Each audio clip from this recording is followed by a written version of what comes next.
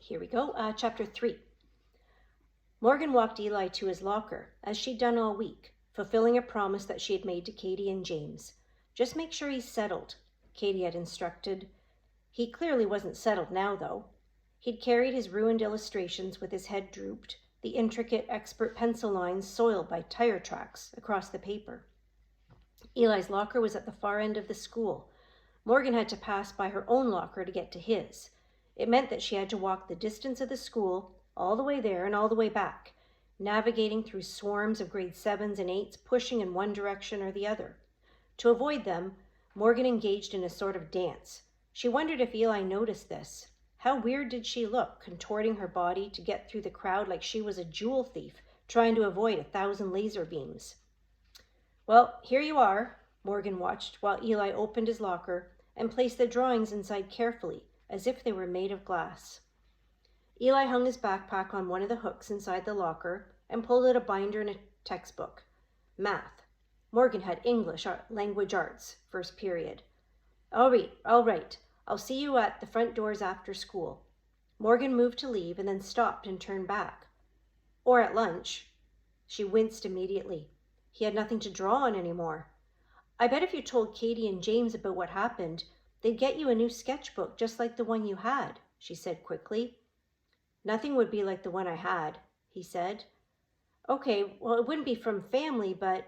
She trailed off. All settled? Eli nodded. Yeah, sure. When Morgan got to her locker, it was 8:47 a.m. Her class was just across the hall, so with all the time in the world, she stuck her head inside her locker like a middle school ostrich.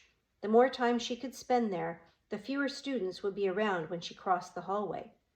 The content of Morgan's locker consisted of a neat stack of binders and textbooks, a magnetized mirror on the inside of the door that she used to keep an eye on who was coming up behind her rather than checking her skin for zits, a page-sized poster of her favorite band taped to the back of the locker, and her schedule taped above that. A few minutes passed before Morgan decided it was safe to move. She'd hung her backpack from a hook and had started to pull out the book and binder she needed for ELA, English Language Arts, when she spotted someone approaching in the mirror. It was Emily Holdsworth. And instead of just walking past Morgan to get to their class, for some reason, Emily stopped. Morgan looked away from the mirror to avoid eye contact, because Emily was just standing there. Morgan hoped that Emily would move on, but she didn't. Good morning, Ghost, Emily said. Morgan turned around in slow motion to face Emily. This was happening, and there was nothing Morgan could do to avoid it. Ghost. Had the other kids given her a nickname? Emily must have read her confusion. I'm just used to giving people nicknames, she said, and then provided a final, one-word explanation. Hockey. Right. Morgan was left to figure out what ghost meant, but it wasn't exactly a crazy riddle to solve. Emily looked Morgan over head to toe. I love those pants. Ripped jeans? Morgan thought. What's to love? Those look like authentic rips, Emily said, not store-bought rips. That's an important distinction. Well played. Oh, thanks? Morgan looked over Emily's wardrobe. She was a short white girl with the physique of a gymnast. She had wavy, dirty blonde hair tied back into a loose ponytail, an Ice Cube t-shirt that, Morgan was certain, was meant to be ironic, a pair of canvas sneakers and black yoga pants. Morgan felt she should reciprocate, even if Emily didn't look like she expected it, but she didn't know what to say. Cool shirt, Morgan thought, as if Emily could read her mind. Morgan wasn't sure if Emily talked to her because they were locker neighbors, or if Emily was just nice. While she dissected it, she thought it was likely the latter. Emily never sounded sarcastic, or like talking to Morgan was something she'd been put up to, and the new nickname did not seem malicious.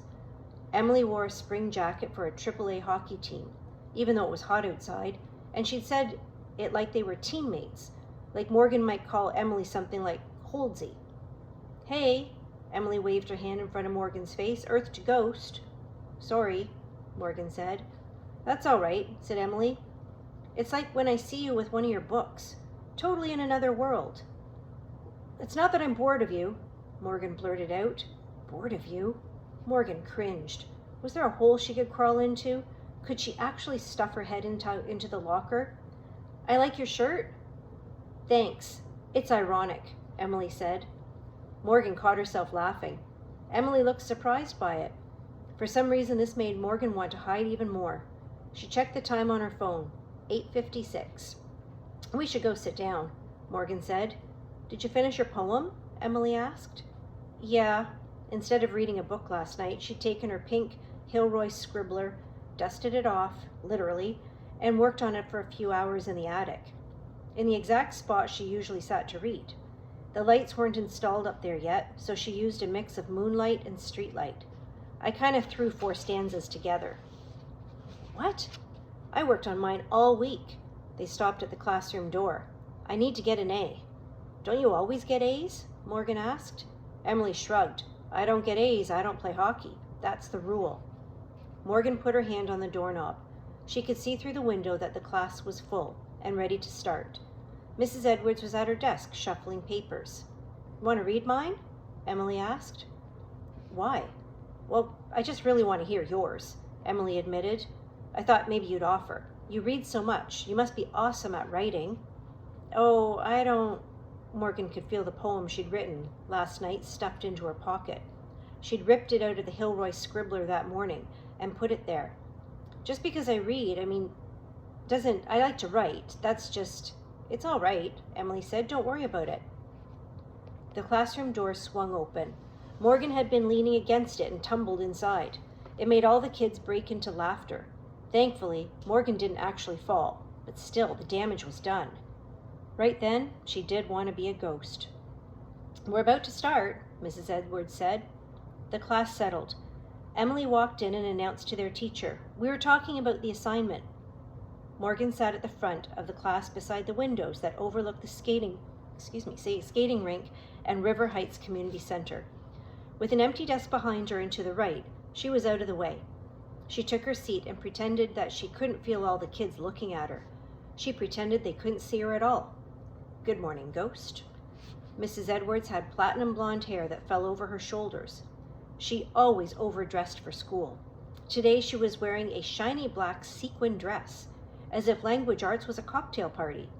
Her desk was populated by a cup full of pencils and pens, a framed picture of her husband and son, and 10 books neatly arranged at the front, held in place by wooden lion bookends. All 10 were copies of Lyrics to a Song, a poetry book that Mrs. Edwards had written.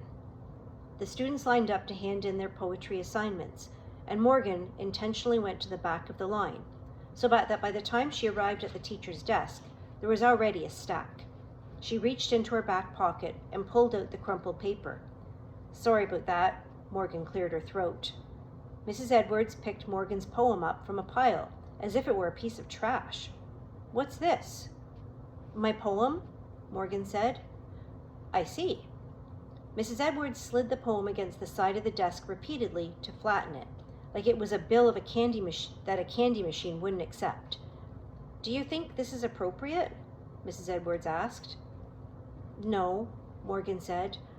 I want you to know how much pride you think you have to have in your work, Morgan. I'm sorry, Mrs. Edwards. It won't happen again. You're happy with this? Yes. It wasn't that she hadn't worked hard on the poem. It was just that she'd worked hard on it fast. All right, Morgan, Mrs. Edwards sighed. The students were left to watch the last part of a film they'd started the day before, Finding Forrester, because, Mrs. Edwards announced to her students, I just can't wait to read these beautiful pieces. It was her favorite film, she'd said last class, because it was about writing, and she could relate to it. William Forrester had only ever written 1 book, and so had she. It's the life of a writer, she explained. Your work is never really done. Some writers get stuck wanting to do something perfect, and once they think they have, well, lightning doesn't strike twice. Morgan wondered if Mrs. Edwards really thought that Lyrics to a Song fell into that category, but she had to credit her for even publishing a book in the first place. Mrs. Edwards was efficient. 10 minutes before class ended, she handed back the poems with their grades marked in red. Morgan received hers last. No red ink on it whatsoever. See me after class? Mrs. Edwards whispered to Morgan, with what looked like an apologetic smile. Why? Morgan looked over the poem as though she might see a red letter somewhere, hidden in the folds of a crumple mark. Just do, she said. When the bell rang and the classroom had emptied, Mrs. Edwards took Morgan's poem and read it silently. Morgan watched her eyes move back and forth, and when she finished, she handed it back. Is it bad? Morgan asked. Mrs. Edwards looked up at Morgan and held her eyes for a moment before reciting, "Have all the greatest words been said? Then nothing more to do but hush. No phrases honeyed sweet as daisies, nor lines to make the crimson rush."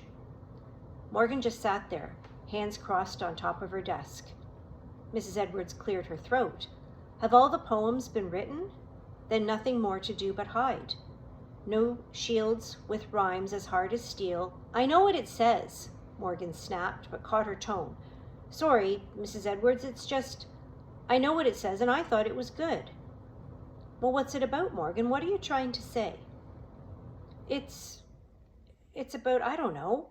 Morgan searched for the right words. "Writing.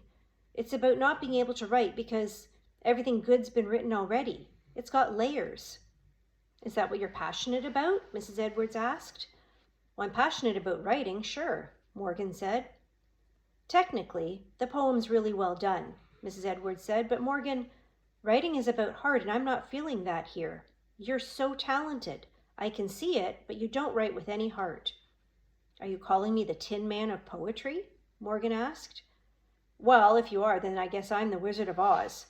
I know you're capable of better, and I'll grade your poem when you've tried again. That's my job as a teacher." "Well, this isn't fair." Morgan's chest felt hot. "Can't you just give me a B or something, or a C+?" "Hand something new in by tomorrow. Write it from your heart, not your head, and I'll grade that for you," Mrs. Edwards said. Morgan felt hot all over her body now. She was back at the dining room table, looking at food made into faces. She wanted to explode, but she heard Eli's voice, asking her why she was mad all the time. It sounded clear, like he was standing right beside her. She closed her eyes and took a deep breath. "I'm not mad all the time." "Pardon me?" Mrs. Edwards said. "Nothing. Fine, I'll do it," Morgan whispered. She stuffed the poem back into her pocket and left the room silently, as though she was moving in whispers too.